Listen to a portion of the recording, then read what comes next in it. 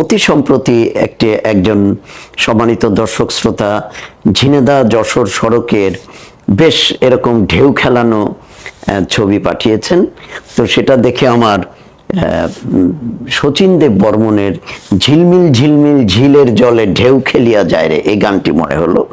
তো রাস্তার আসলে লংগিটিউডিনাল বরাবর যে এই ধরনের একটা চ্যানেল হবে এবং ক্রস সেকশন বরাবর যে এরকম ঢেউয়ের মতো হবে, সেটা আসলে সত্যি ভাবাটা খুব কষ্টের। সড়কের লম্বালম্বি ভাবে এমন যে চ্যানেল হয়েছে, এটা কি বলা হয় রাটিং। এমনটি হলো কেন এবং কিভাবে এর প্রতিরোধ করা যায়, সে ব্যাপারে আপনাদেরকে কিছু বলবার চেষ্টা করছি। তাহলে দেখলে বন্ধুরা, চ্যানেল রাটিং কি জিনিস। চ্যানেল রাটিংটা এইবার আমি আসছি যে কেন হয়, ওয়াই দ্য চ্যানেল রাটিং। চ্যানেল রাটিং মূলত হয় পুয়ারলি ডিজাইন এবং কনস্ট্রাকশন থেকে। এখানে কিন্তু আমি দুটো জিনিস ইউজ করছি, একটা ডিজাইন, একটা হচ্ছে কনস্ট্রাকশন। তোমরা স্পেসিফিক্যালি যে অংশের কথা বলছো সেটি আসলে 6 লেন হবে, তাই হয়তো এমন হতে পারে যে আপাতত রোডটাকে সার্ভিসেবল রাখার জন্য সেটি নিয়মিত মেনটেন করা হয়, তাই হয়তো খুব বেশি ধরনের বড় ইনভেস্টমেন্টে যাওয়া হয়নি।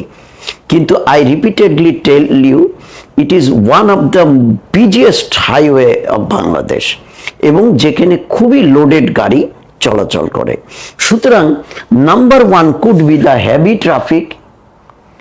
দ্বিতীয়ত হতে পারে যে এই যে টানা রৌদ্র গেল, বর্ষা আসতেছে, ওয়েদার কন্ডিশনেও হতে পারে। Quality of the road surface, মূলত আমাদের রোড সারফেসের কাজের যদি কাজ ভালো না হয় তাহলে কিন্তু আমাদের এই ধরনের চ্যানেল রাটিং হতে পারে।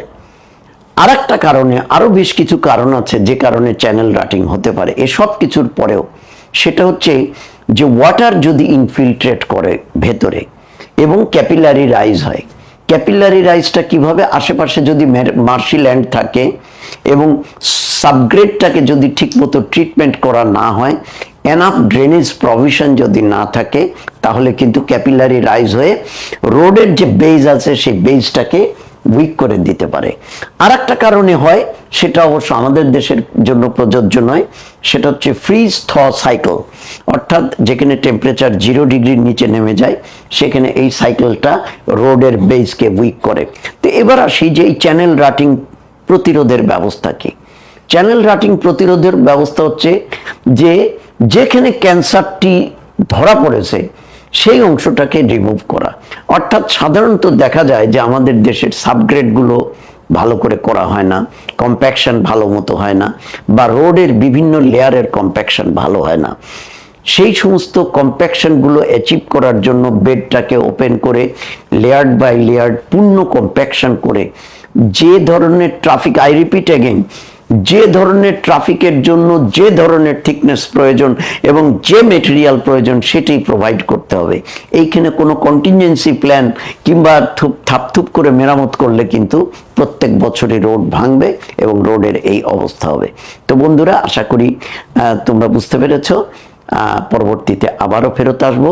তবে যে বা যারা প্রশ্ন করেছেন তাদেরকে আমি আবারও ধন্যবাদ জানাই যে আপনারা প্রশ্নটি করার জন্য অনেকেরই এ বিষয়ে মানে হয়তো সন্দেহ দূরীভূত হলো, প্রশ্নের উত্তর এলো।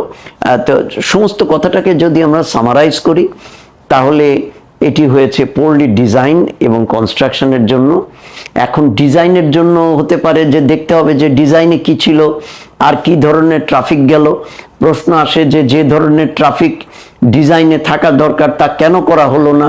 তার উত্তর আমি বলেছি যে সম্ভবত আমি আমার কমন সেন্স থেকে বলতেছি যে সাধারণত একটা রোডে যখন বড় ইনভেস্টমেন্ট হতে চায় তখন আমরা কোনোভাবে রোডটাকে সার্ভিসেবল রাখি। তো যেহেতু এটা 6 লেনের একটা রাস্তা হবে, অলরেডি এটা টেন্ডার হয়ে গেছে, আমার মনে হয় এখানে 6 লেনের কাজ করবে। সুতরাং এই মুহূর্তে হয়তো রোডস অ্যান্ড হাইওয়েজ ডিপার্টমেন্ট বড় কোনো ইনভেস্টমেন্টে সেখানে যাচ্ছে না, কিন্তু ট্রাফিক তো আমার থামানো যাচ্ছে না। কাজেই এটা পুয়ার লোডিং মানে হেভি লোডিং কন্ডিশনের জন্য এই ধরনের ডিটেরিয়েশন কিন্তু খুব একটা অপ্রত্যাশিত নয়। আর যেগুলো বললাম এগুলো অন্যান্য টেকনিক্যাল রিজন।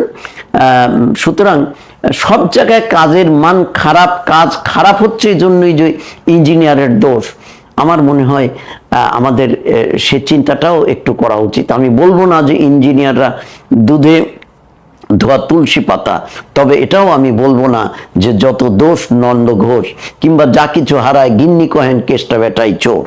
তা আমরা যেন মানে ওয়ান আইড জায়ান্ট না হই। we should be a watching dog, not a bloodhound. Thanks for watching.